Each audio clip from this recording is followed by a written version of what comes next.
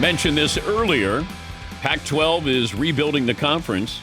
Boise State, San Diego State, Fresno State, Colorado State set to join Oregon State, Washington State for the 2026 school year. It's Ross Dellenger's job to cover college football, and the Yahoo Sports National College Football reporter joins us. So, Pac-12 is back-ish. What's it mean? Yeah, they are back. They're back at six, Dan. So they're the six-pack right now, but they need two more, at least two more teams to reach 8 members, which is would get them to the NCAA minimum to be designated as an FBS conference, and they need those.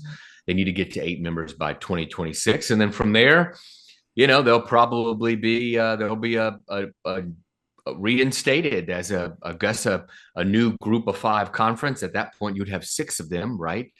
Sun Belt, Mountain West, the American Athletic Conference, the MAC, and Conference USA. So they're back. They're back for now. It'll be interesting as we go to see what kind of TV deal they get, and what kind of marketability the Pac-12 has as a rebranded, kind of reimagined group of programs. All right. So who would they add to get up to 8 schools?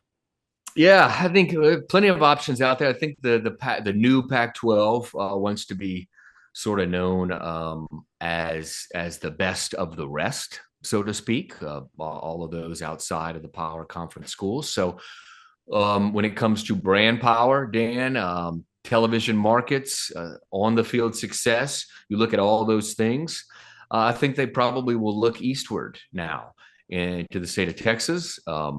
Maybe a program like Memphis, Tulane, those Texas schools like Texas State, UTSA, North Texas, maybe even South Florida. I mean, that would be a long way away, right? Geography would play a factor as well, but there's certainly those options. And if that fails, Dan, I think they look back west, and they go back to maybe some other Mountain West conference schools. Could this have been prevented? How could this have been prevented? The dissolvement of the Pac-12. Oh man, wow, yeah. How many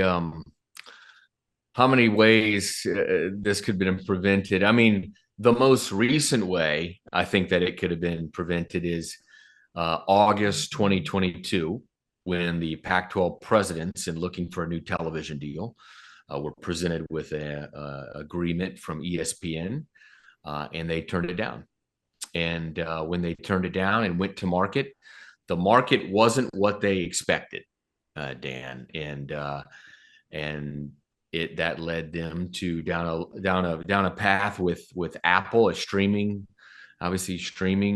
platform for their television deal, and that was something that got pushed back, and it obviously led to the exit of Colorado, and that kind of had the domino effect, right, of Washington and Oregon deciding to go to the Big Ten, and then it all kind of fell apart. But even if you go before that, right, before August 2022, there was July of that year, a couple months before that, when USC and UCLA announced they were leaving for the Big Ten, Dan, and that really was the big blow. That was 30 to 40% of the value of the Pac-12.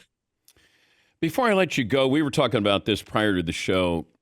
Could you see a schedule maker for college football at some point down the road where, they're being strategic, and we're going to have a noon kickoff, a 3 o'clock, and an 8 o'clock, and you're going to treat it like the NFL does, that there's not going to be cupcakes, that we're going to schedule this. So I just think they're missing out on even more revenue, and that is TV revenue, getting these matchups. And like, we accidentally had Texas and Michigan because Sarkisian said, I didn't schedule that. But if you have a schedule maker, could you see the top 50 schools where you have a schedule release party like the NFL does, and you get to show these marquee matchups, and you can kind of build upon that momentum? What do you think?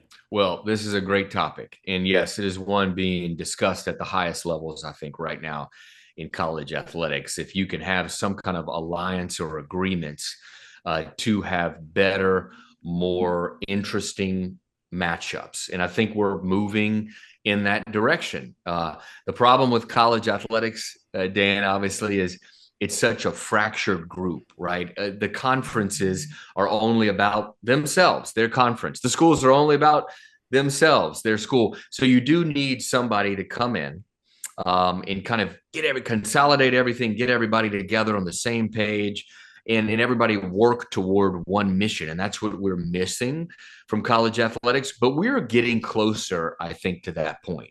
So we will see, I think, in the future, more power conference versus power conference games. I think on the Olympic sport schedule, we'll see more regional scheduling, geography at play, some rearranging of those things. But you know what it will take for schools and conferences to play more of these big games, Dan, and that is the college football playoff further expanding to give you the option to have more losses and still make the playoff. Great stuff as always. Thank you, Ross. Thanks. Ross Dellenger, Yahoo Sports National college football reporter.